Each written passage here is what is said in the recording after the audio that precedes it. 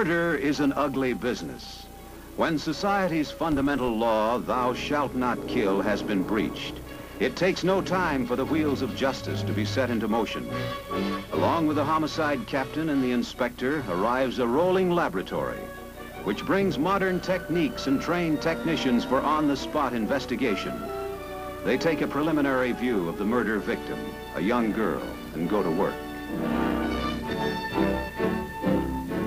Inside is a crime detection workshop, which would have amazed and delighted Sherlock Holmes.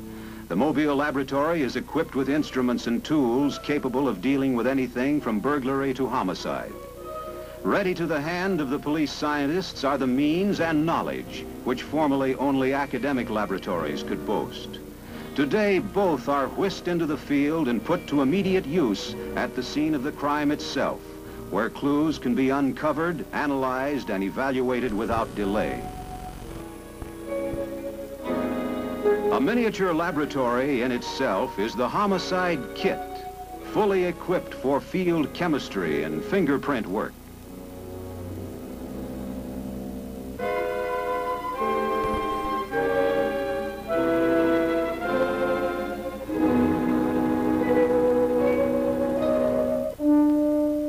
Anyone who defies the law today pits himself against a massive organization whose scope ranges far beyond the patrolman on the beat and the sergeant at the desk. The police laboratory comes into its own when called upon to deal with evidence gathered at the scene of the crime.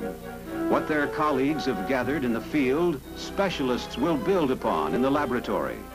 The fingerprint from the murder car will be compared with those on the victim's handbag. Many a secret lies buried in the clutter of a woman's purse. In this one, a highball stick provides an obvious lead to be checked. Experts are assigned to study the various clues. A civilian scientist who specializes in laboratory analysis of criminal evidence is put to work. Meanwhile, the cast of a footprint found near the murder scene is prepared for measurement and study, and the attendant earth is analyzed.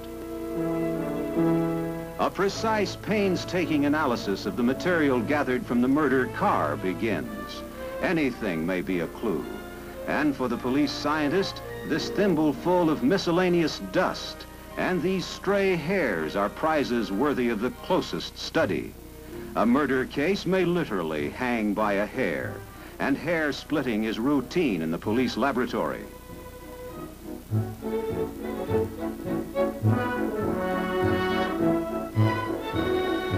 Under the microscope, a single strand may tell police a good deal about the man they're looking for. How old he is, his race, complexion, whether or not his hair was lately cut. A tiny signpost for technicians able to read what it says. At the same time, other gears in the police machinery are meshing. Fingerprints are checked at the Bureau of Criminal Identification. And on the lead provided by the highball stick, Tony's Bar becomes a target of the investigation. Bartenders often know a good deal about the people they serve drinks to, and the police can use that knowledge. Does the bartender recognize this picture of her? Yes, he knows her. She came in here often. Was here last night, in fact. There was a guy with her as usual. That guy? Never saw him before. How about this one? No, never saw him before either. Wait a minute now. That one looks more like it. He was dressed differently, but he looks like the one all right.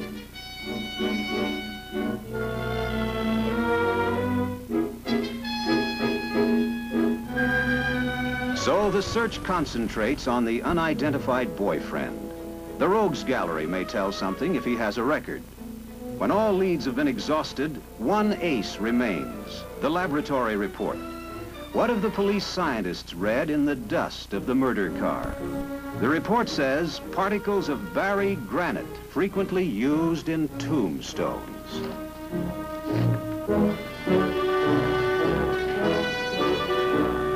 So the killer left behind a few grains of tombstone dust. The place to look then is where tombstones are made, and New York has hundreds of them. No glamorous dime novel sleuthing here, just ordinary foot slogging from place to place. And on the 50th try, you run into a tombstone dealer who recognizes the elusive face in the photograph. And he shows you where you can see the face for yourself. He takes you part way. There may be trouble.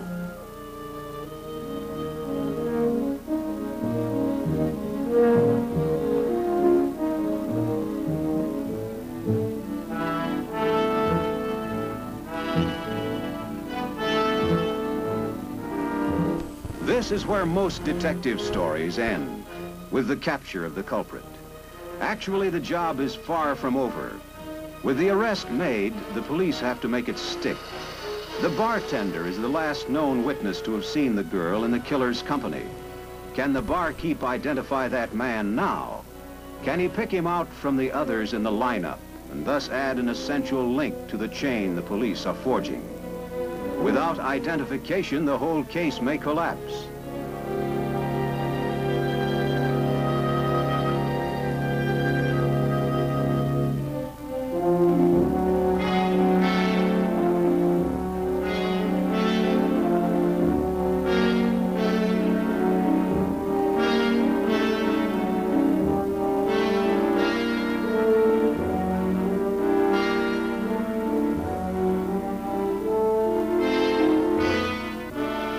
But the chain is still not complete. No one saw the killer at the scene of the crime.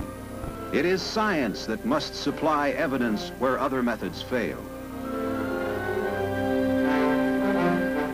And at last, the district attorney is able to take over, using the evidence gathered by police science and detection as ammunition in the unceasing battle for justice. It is legal evidence that gives the state power to act in its own defense against those who raise their hands against society. It is evidence which supports the indictment by which the law says, "I do accuse."